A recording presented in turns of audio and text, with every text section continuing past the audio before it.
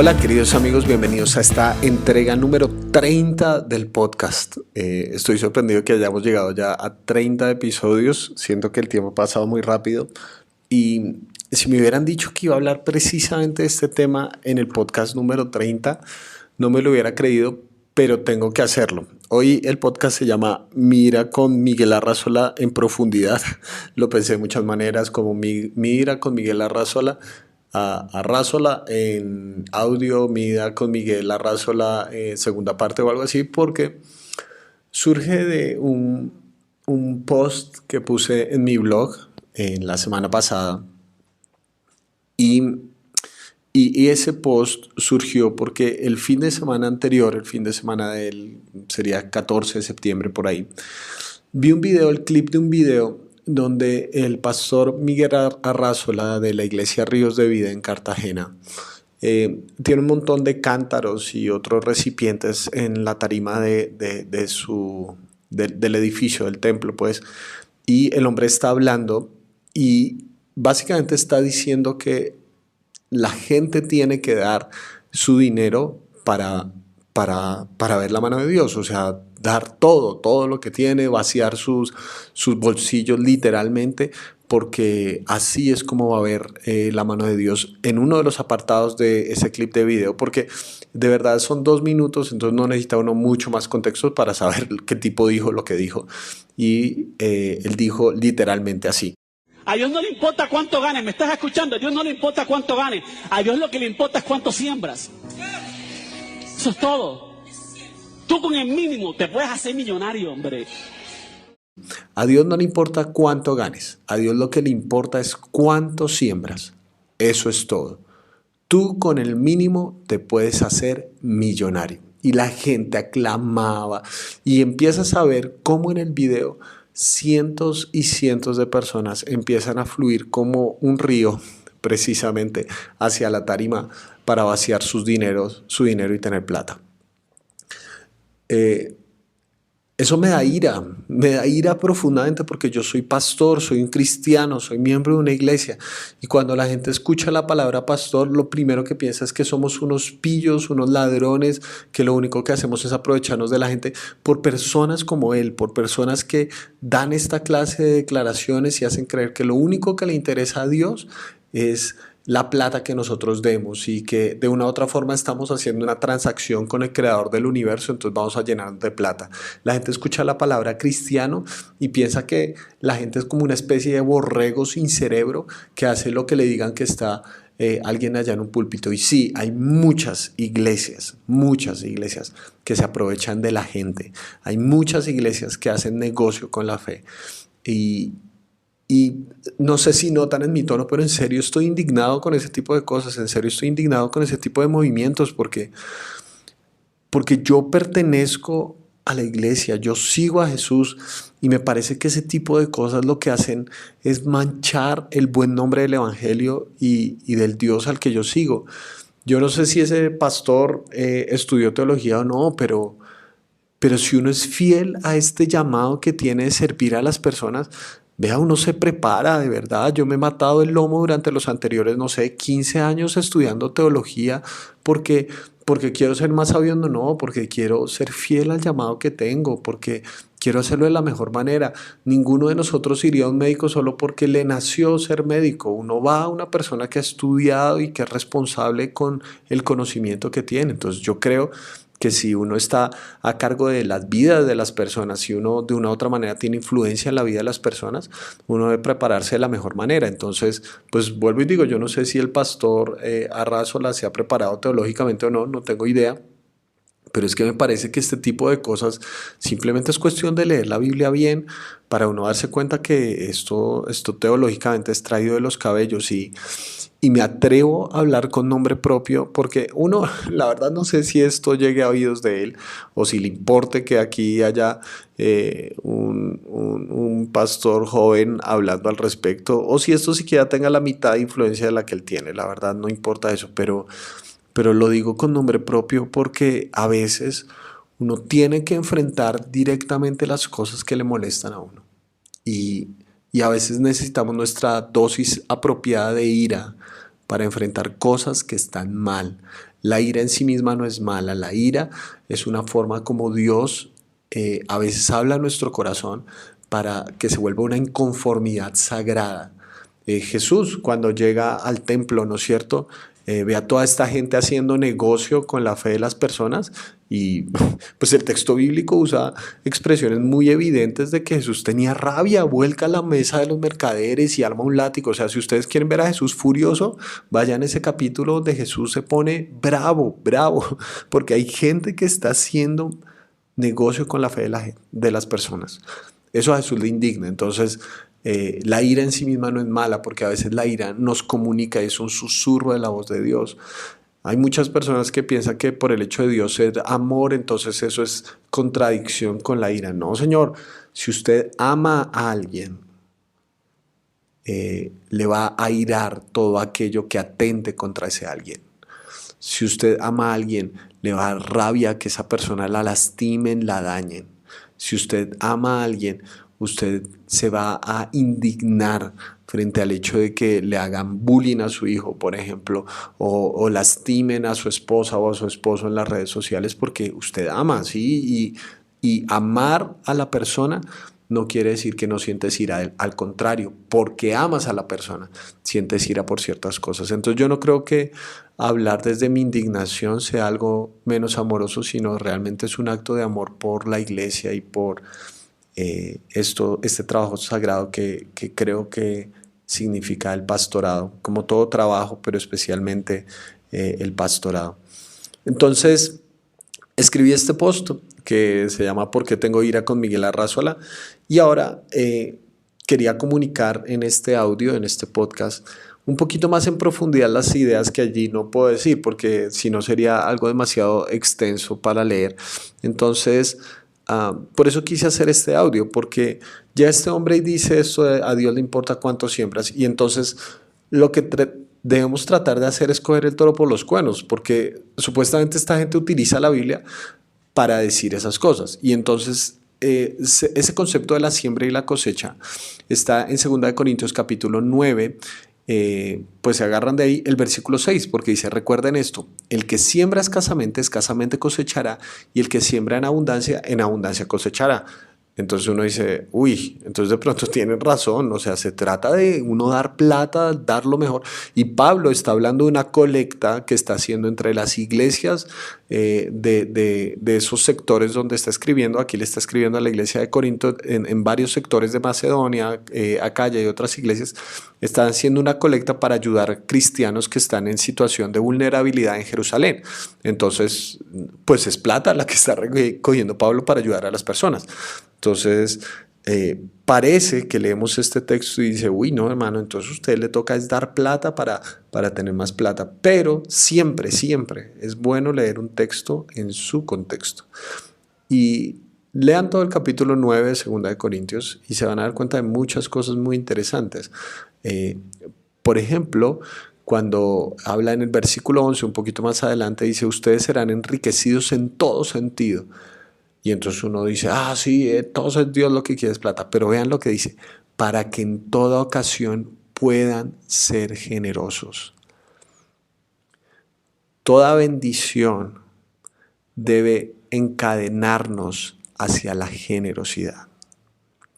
Dios no bendice a ninguna persona en ningún sentido, porque aquí vean que dice enriquecido en todo sentido. Dios no bendice a la persona solo económicamente, también les da recursos emocionales, materiales, de tiempo, etcétera, etcétera.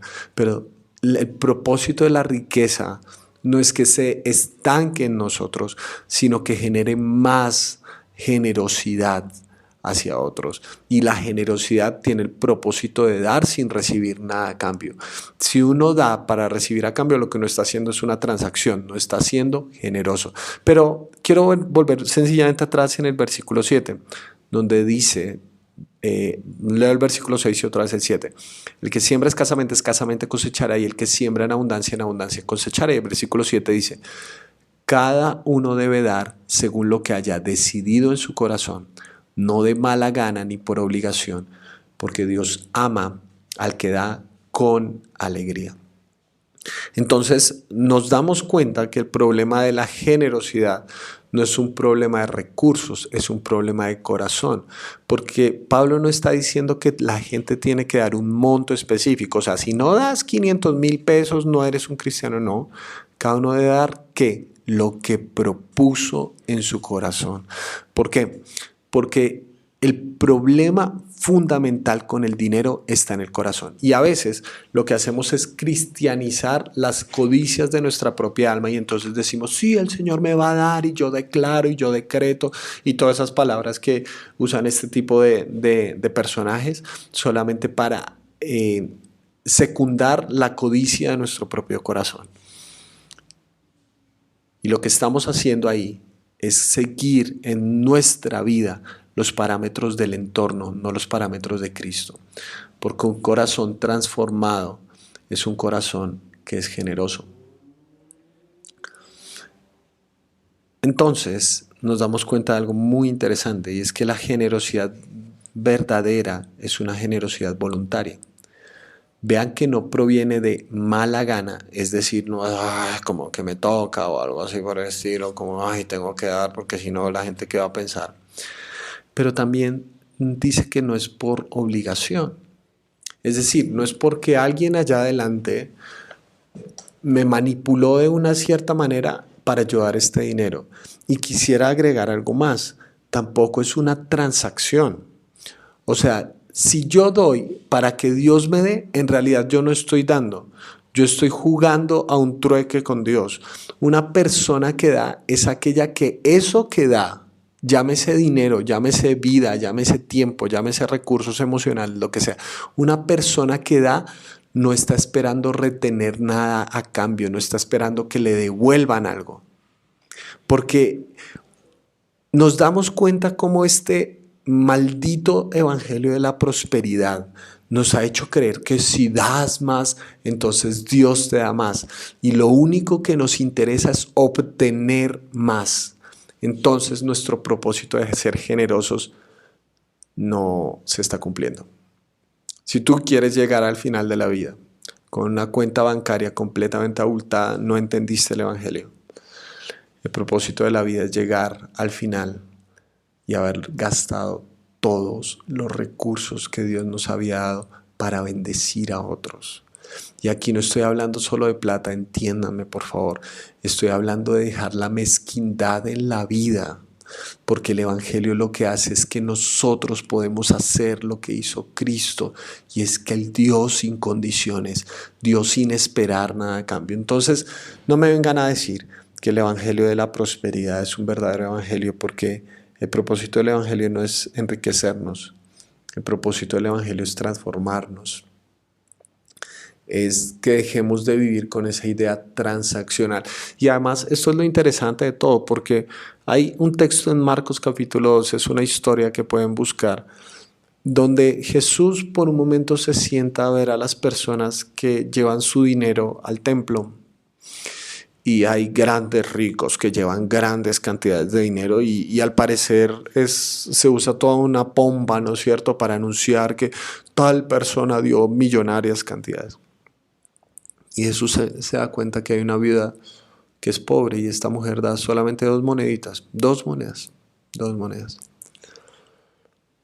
Y Jesús se voltea y le dice a los discípulos, esta mujer dio más que los ricos, porque los ricos dieron de lo que sobraba, pero ella dio todo lo que tenía para vivir. Piensa en esas palabras. Y es que la generosidad nunca es comparativa.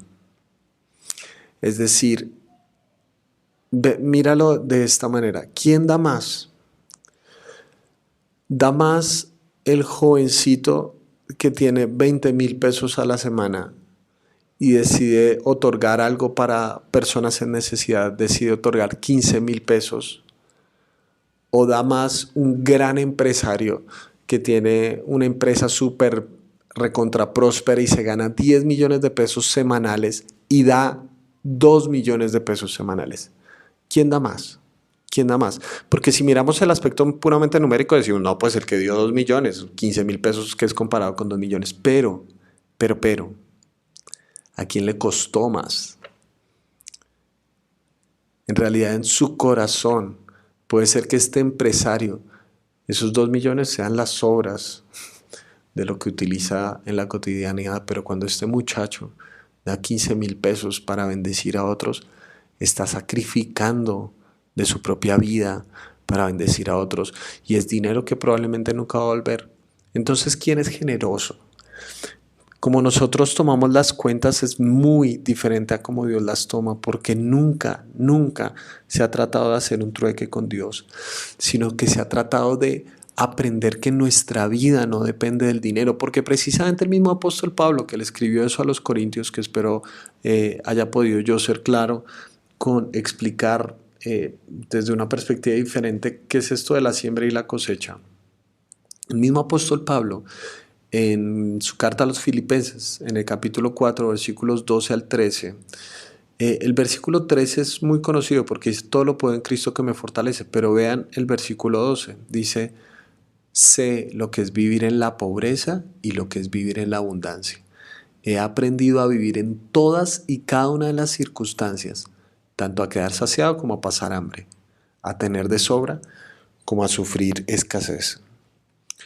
¿Se dan cuenta de eso? Porque justo después dice, todo lo puedo en Cristo que me fortalece. A veces pensamos que el todo, todo lo puedo en Cristo que me fortalece es como una especie de seguro de vida para que todo nos salga bien, pero no. Pablo lo que está diciendo es que se trata de una vida donde él aprende a vivir en cualquiera de los lugares del péndulo, bien sea que tenga abundancia, que pueda comer en los mejores restaurantes, o bien sea que lo único que tenga para comer es pan y agua.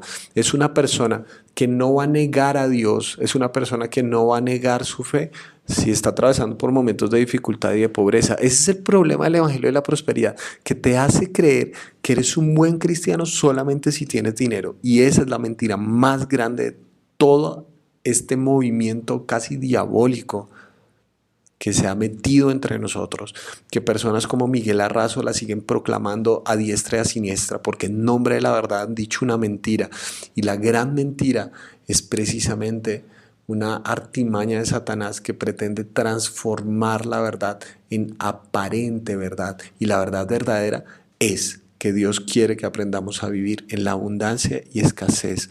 Una persona que se ha encontrado con Cristo no es una persona que necesariamente tiene una cuenta bancaria más abultada, es una persona que así tenga miles de millones, sabe vivir adecuadamente con esos miles de millones, pero si tiene apenas unos cientos de miles, sabe vivir con esos cientos de miles adecuadamente, porque lo que hace Cristo, lo que hace el Evangelio es enseñarnos a vivir para que nuestra vida no dependa del dinero, para que nuestra vida dependa siempre de Cristo.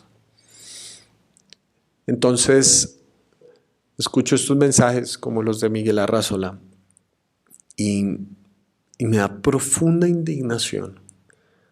Tengo mucha ira porque están caricaturizando el Evangelio, porque están caricaturizando lo que Cristo hizo. Jesús no fue a la cruz para que nosotros tuviéramos los bolsillos a reventar de plata. Eso no es el Evangelio. Jesús fue a la cruz para que nosotros tuviéramos vida y vida en abundancia, una vida que no está atada al dinero, una vida que no tiene que hacer transacciones con el Todopoderoso porque sus rodillas le pertenecen a Él. Pase lo que pase, haya abundancia o haya escasez, haya quedado saciado o haya hambre, hayamos tenido de sobra o suframos escasez, siempre un verdadero cristiano no tiene que hacer transacciones con su Señor. Un verdadero cristiano adora a su Señor, pase lo que pase, en cualquier circunstancia. Entonces, lo que me da ira de este tipo de movimientos es que han hecho una generación completa de cristianos inválidos para afrontar las pruebas. Y entonces son personas que apenas sufren, se quejan con Dios y entonces dicen que Dios no ha sido bueno, o son manipulados y dicen, no, ¿será que me falta dar más y más? Son cristianos que van por la vida, toda su vida, andando como en las dos rueditas de la cicla. No son maduros, no son capaces de ir en dos ruedas, caerse y levantarse, porque piensan que todo se trata de prosperidad. Y la verdadera vida se trata de caer y levantarse, de aprender a vivir en cualquiera de los dos planos. Me da ira con personas como Miguel Arrázola, que juegan con la fe de las personas y nos hacen quedar mal a tantos que tratamos de hacer de la mejor forma nuestra tarea. Pero más allá de eso me da ira porque ridiculizan a mi Señor, porque hacen creer que mi Jesús, lo mejor que tiene por ofrecer es más ceros en mi cuenta bancaria. Y eso no es verdad. El mayor milagro que ofrece Jesús es una vida diferente. Eso no lo puede hacer el dinero ni la posición económica nunca. Así que, queridos amigos, no sé si esto sea un mensaje inspirador o no, o simplemente sea un desahogo, pero quería compartir esto y espero que si algo te aira, tú puedas ver si se trata de una inconformidad sagrada y no guardes tu voz al respecto. Te mando un gran abrazo.